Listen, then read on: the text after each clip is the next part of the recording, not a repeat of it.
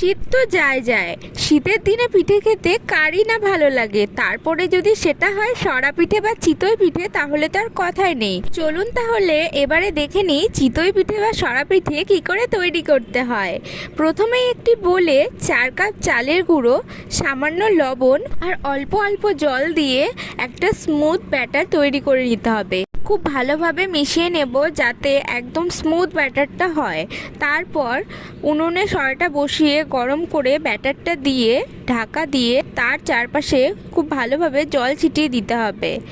এবারে ঢাকনা তুললেই রেডি সরা পিঠে বা চিতই পিঠে। আচ্ছা, আপনারা এই চিতই পিঠেকে কি নামে ডাকেন অবশ্যই কমেন্ট করে জানাবেন। যাই হোক, এবার অন্য পাত্রে দুধ গরম করে তারপর এই সরা পিঠেগুলোকে এক এক করে এই দুধের মধ্যে ছেড়ে দেব ও একটু ভালোভাবে গরম করে ফুটিয়ে নেব। তাহলেই রেডি দুধ চিতই পিঠে। রেসিপিটি কেমন লাগলো অবশ্যই জানাবেন। টাটা।